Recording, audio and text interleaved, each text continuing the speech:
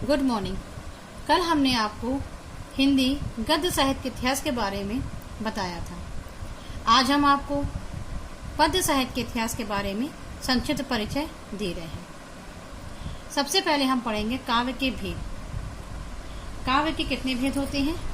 काव्य के दो भेद होते हैं, श्रव्य काव्य और दृश्य काव्य। श्रव्य काव्य का मतलब क्या होता है? सुनने वाला, और दृश्य माने देखने वाला। दृश्य काव्य, श्रव्य काव्य और दृश्य काव्य। इसके अंतर्गत श्रव्य काव्य के अंतर्गत देखें तो इसको भी दो भागों में बांटा गया है।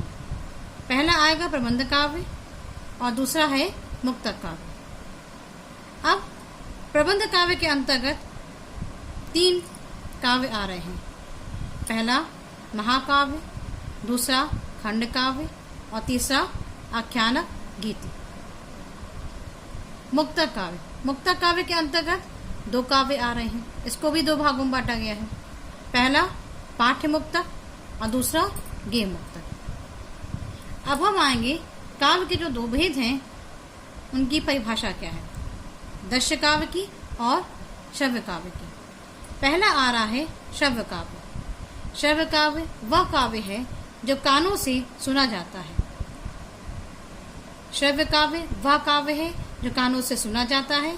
और दृश्य काव्य, दृश्य काव्य वह काव्य है जो अभिनय के द्वारा माध्यम से देखा या सुना जाता है, जैसे नाटक। श्रव्य काव्य, श्रव्य काव्य के दो भेद हैं। पहला प्रबंध काव्य और दूसरा मुक्तक काव्य। प्रबंध काव्य के अंतर्गत महाकाव्य, खंड काव्य और आख्यानक गीतियां आती हैं।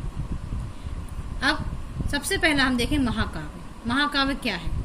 महाकाव्य में जीवन का व्यापक रूप में चित्रण होता है। इसकी कथा इतिहास प्रसिद्ध होती है। इसमें वीर, श्रृंगार और शांत रस में से कोई एक रस प्रधान और शेष रस गौण रहते हैं। गौण माने शांत रहते हैं, छिपे रहते हैं। महाकाव्य सर्गबद्ध होता है। सर्गबद्ध माने एक पार्ट, दो पार्ट, ऐसे अलग अलग पार्टों में विभाजित होता है। महाकाव्य सर्गबद्ध होता है। इसमें कम से कम 8 सर्ग होती हैं। इतिहास के स्थान पर मानव जीवन की कोई भी घटना, कोई भी समस्या इसका विषय हो सकती है। मतलब इसका कोई भी विषय हो सकता है, चाहे कोई भी घटना हो या कोई भी समस्या हो, उसका विषय ये हो सकता है। हिंदी के कुछ प्रसिद्ध महाकाव्य कौन कौन से हैं? पद्मावत मलिक मोहम्मद जैसी का है, आपको पता है। रामचरितमानस, साकेत, प्रिय प्रवास, कात्यायनी, उर्वशी और लोकायतन। ये है महाकाव्य की परिभाषा। अब इसके बाद आ रहा है खंड काव्य। खंड काव्य किसे कहते हैं? खंड काव्य में जीवन के व्यापक चित्रण के स्थान पर उसके किसी एक पक्ष अथवा रूप का संक्षिप्त चित्रण होता है। मतलब पूरा नहीं लेते हैं, उसमें कोई भी एक पक्ष ले लेते हैं, उसका संक्षिप्त माने उसको शॉर्ट करके हम उसको बताते हैं। परंतु खंड काव्य महाकाव्य का लघु रूप या एक सर्ग नहीं है। खंड काव्य में अपनी पूर्णता होती है। मतलब जो काव्य खंड काव्य है वो अपने में पूर्ण है, उसमें पूरी संपूर्ण कहानी है। और संपूर्ण रचना में प्रायः एक ही छंद प्रमुख होता है, जैसे पंचवटी, जयद्रथ, सुदामा चरित, गंगा अवतरण, हल्दी घाटी हिंदी के कुछ प्रसिद्ध खंड काव्य हैं। इसी में हम आपको 10th में पढ़ाएंगे। आपका खंड काव्य आएगा ज्योति जवाहर, जो आप पढ़ेंगे उसे कहेंगे खंड काव्य। अब तीसरा आ रहा है आख्यानक गीतियां। महाकाव्य और खंड काव्य से भिन्न पद्यबद्ध कहानी का नाम आख्यानक गीति है। इसमें वीरता, साहस, पराक्रम, बलिदान, प्रेम और करुणा आदि के प्रेरक दुर्घटना चित्रों से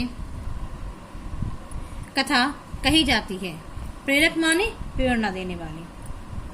इसकी भाषा सरल, स्पष्ट और रोचक होती है। जैसे झांसी की रानी, रंग में भंग, विकट भट्ट आदि रचनाएं आख्यानक गीतियों में आती हैं। तो ये हमने बताया आपको पहले हमने आपको क्या बताया, काव्य के दो भेद का और श्रव्य काव्य के अंतर्गत कौन कौन से, प्रबंध काव्य। प्रबंध काव्य में भी 3 प्रकार बताए, महाकाव्य, खंड काव्य और आख्यानक गीति। अब आता है मुक्तक काव्य। मुक्तक काव्य क्या है? मुक्तक काव्य महाकाव्य और खंड काव्य से भिन्न प्रकार का होता है। उसमें एक अनुभूति, एक भाव या कल्पना का चित्रण होता है। इसका छंद स्वतंत्र होता है, जैसे बिहारी, रहीम के दोहे तथा सूर और मीरा के पद। मुक्तक काव्य के अंतर्गत 2 काव्य आते हैं। कौन से? पहला है पाठ्य मुक्तक और दूसरा है गेय मुक्तक। पाठ्य मुक्तक क्या है? इसमें विषय की प्रधानता रहती है। प्रधानता माने प्रमुख होता है वो। किसी में किसी प्रसंग को लेकर भाव की अनुभूतियों का चित्रण होता है। मतलब इसमें क्या बताया कि इसमें विषय प्रधानता रहती है। किसी में, कोई भी आप ले रहे हैं उसकी कहानी में, किसी प्रसंग को लेकर भाव की अनुभूतियों का चित्रण होता है और किसी में किसी विचार अथवा रीति का वर्णन किया जाता है। जैसे हम कहें कबीर, तुलसी, रहीम के भक्ति एवं नीति के दोहे तथा बिहारी, मतीराम, देव आदि की रचनाएं इसी कोटि में आती हैं, जो क्या कहलाती हैं? पाठ्य मुक्तक। दूसरा है गेय मुक्तक, मतलब गाए जाने वाला। इसे गीत या प्रगीति काव्य भी कहते हैं। यह अंग्रेजी के लिरिक का समानार्थी है। इसमें भाव प्रवरता, सौंदर्यमयी कल्पना, संक्षिप्तता, संगीतात्मकता की प्रधानता होती है। अभी हमने आपको बताया काव्य के भेद। काव्य के 2 भेद हैं, श्रव्य काव्य और दृश्य काव्य। श्रव्य काव्य के अंतर्गत 2 बताए थे कि 2 भेद हैं, प्रबंध काव्य और मुक्तक काव्य। प्रबंध काव्य में भी 3 भेद हैं, महाकाव्य, खंड काव्य और आख्यानक गीति। मुक्तक काव्य के 2 भेद हैं, पाठ्य मुक्तक और गेय मुक्तक। अब हम हिंदी पद्य के इतिहास का संक्षिप्त वर्णन करेंगे। हिंदी पद्य के साहित्य का वर्णन आ रहा है, जिसको कि विद्वानों ने क्या किया, 4 भागों में उनको बांटा है। पहला आएगा आदिकाल, जिसको हम कहें वीर गाथा काल। ये सन 743 ईस्वी से 1343 ईस्वी तक माना जाता है। हिंदी के प्रथम उत्थान काल को वीर गाथा काल, चाणक्य काल आदि नाम से भी दिए गए हैं। इस समय देश अनेक छोटे छोटे राज्यों में बटा हुआ था। इन राज्यों के राजपूत राजा आपस में लड़ते रहते थे। वे राजा वीर, साहसी और विलासी थे। एक दूसरे को नीचा दिखाने की प्रवृत्ति के कारण इनमें लड़ाइयाँ होती रहती थी। मुसलमानों के आक्रमण भी इस समय आरंभ हो गए थे। इस समय वीर पुरुषों के यशोगान तथा वीरता का अतिशयोक्तिपूर्ण वर्णन ही कविता का मुख्य विषय रहा। आदिकाल या वीर गाथा काल की विशेषताएं क्या हैं? पहला, आश्रयदाताओं की प्रशंसा। दूसरा, युद्धों के सुंदर एवं सजीव वर्णन। तीसरा, वीर रस के साथ श्रृंगार रस।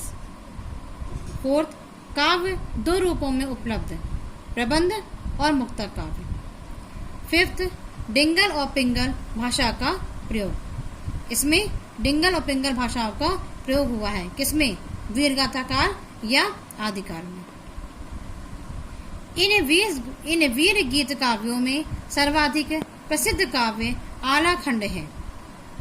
जगनिक नामक भाट कवि द्वारा रचित इस काव्य में महोबा के 2 प्रसिद्ध वीरों आला उदल के वीर चरित्र का विस्तृत वर्णन है। यह बहुत ही लोकप्रिय है। इसके गीत आज भी वर्षा ऋतु में उत्तर भारत के गांव-गांव में ढोल की थाप के साथ गाए जाते हैं। इस काल में कुछ श्रृंगार रस की तथा भक्ति की रचनाएं भी हुई, किंतु प्रमुखता वीर रस के काव्यों की रही। विद्यापति, अब्दुल रहमान तथा कुशल राय इस युग के अन्य प्रसिद्ध रचनाकार हैं। ये हमने आपको सरल से सरल भाषा में और संक्षिप्त इसका वर्णन वीर गाथा काल या आदिकाल का हमने आपको बताया। अब हम कल आपको इसके और 3 काल जो बचे हैं, भक्ति काल, रीति काल और आधुनिक काल, इसके बारे में बताएंगे।